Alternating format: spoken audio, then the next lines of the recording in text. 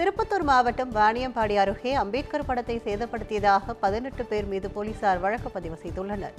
நெக்குந்தி ஊராட்சியில் அம்பேத்கர் இளைஞர் நற்பணி மன்றம் சார்பில் அம்பேத்கர் புகைப்படம் அடங்கிய பீடம் அமைக்கப்பட்டுள்ளது.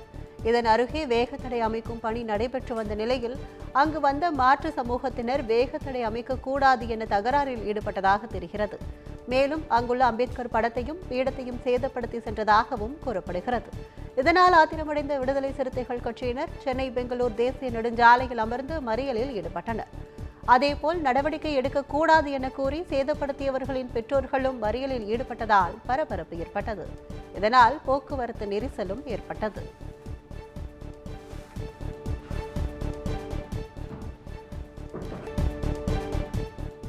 தென்காசி மாவட்டம் குற்றால அருவிகளில் ஏற்பட்ட வெள்ளப்பெருக்கு காரணமாக அருவிகளில் குளிக்க சுற்றுலா பயணிகளுக்கு தடை விதிக்கப்பட்டுள்ளது. தென்காசி மாவட்டத்தில் இரவு முதல் பல்வேறு பகுதிகளில் தொடர்ந்து மழை பெய்ததால் குற்றால அருவிகளில் வெள்ளப்பெருக்கு ஏற்பட்டது. இதனால் சுற்றுலா பயணிகளின் பாதுகாப்பு கருதி அருவிகளில் குளிப்பதற்கு தடை விதிக்கப்பட்டுள்ளது. தொடர் விடுமுறையொட்டி பல்வேறு இடங்களில் இருந்து வந்த சுற்றுலா பயணிகளும் ஐயப்ப பக்தர்களும் ஏமாற்றத்துடன் திரும்பி சென்றனர்.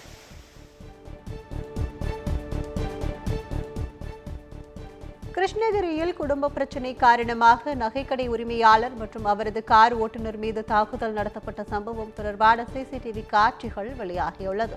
பிடிவி காலனியைச் சேர்ந்த மோகன் பழையப்பேட்டை நேதாஜி சாலையில் நகைக்கடை நடத்தி வருகிறார்.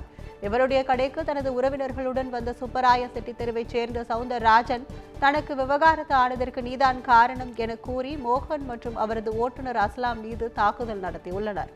இதில் படுகாயமடைந்த அவர்களை அங்கிருந்தவர்கள் மருத்துவமனையில் சேர்த்தனர். சம்பவம் தொடர்பாக போலீசார் விசாரணை நடத்தி வருகின்றனர்.